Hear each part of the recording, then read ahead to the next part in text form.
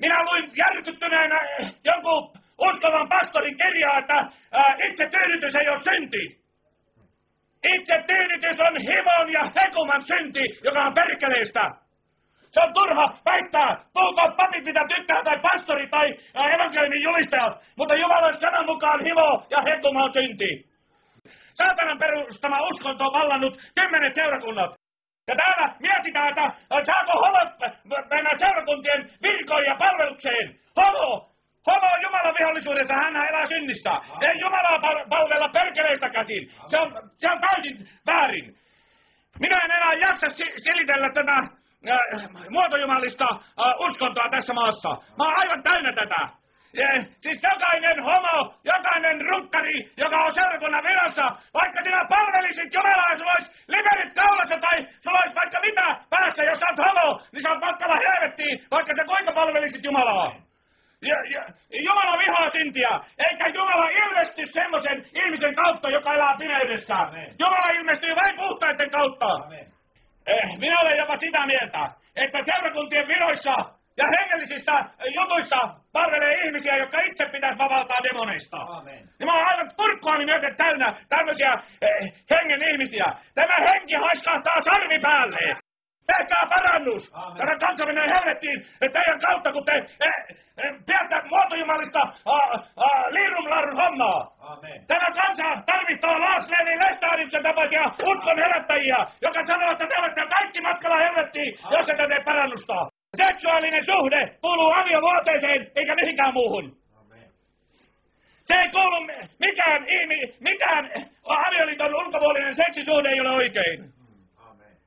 Minä astun vastustamaan laillista ensivaltaa, koska se on tehnyt laittoman lain. Valtion päättäjät, jotka hyväksyvät abortit, ovat kanssamurhaajia.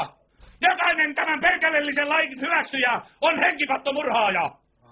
Tehkää parannus ja uskokaa evankeliumiin. Miten luulette pääsevänne helvetin tuomioita pakoon, jos ette muutu? Minä olen jopa sitä mieltä, että kun avioliittoon kuuluu vaan seksisuhteet, että jokainen mies, joka sitten sanoo partnerille, joka on tulossa raskaaksi, että tee abortti, niin tämä mies pitäisi salvaa. Amen. Se on pienempi rangaistus, kun tappaa viaton lapsi. Lakkaisi murhakehotukset, kun oma lintu pantaisi toimintakyvyttömäksi.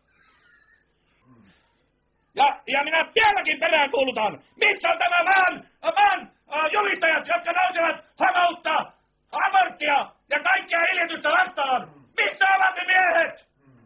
Vaikka tämä olisi minun viimeinen saarna, niin minä huudan vieläkin. Pööleleitä ovat jokainen lääkäri, joka tekee abortin. Abortti on perkeleistä, se on Molokille uhraamista. Se ei kuulu Jumalan valtakuntaan ja se ei kuulu sivistyneeseen valtioon. Amen.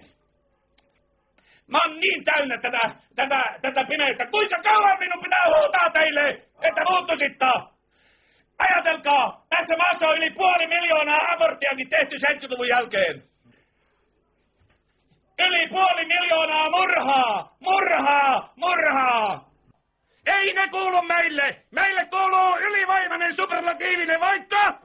Semmoinen oikeastaan ryöstövoitto.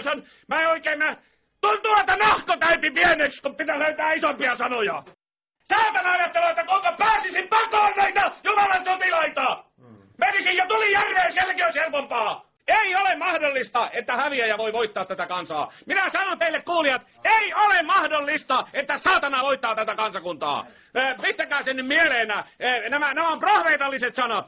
Ei ole mahdollista, että saatana voittaa tätä kansakuntaa. Se tulee häviämään. Häivy!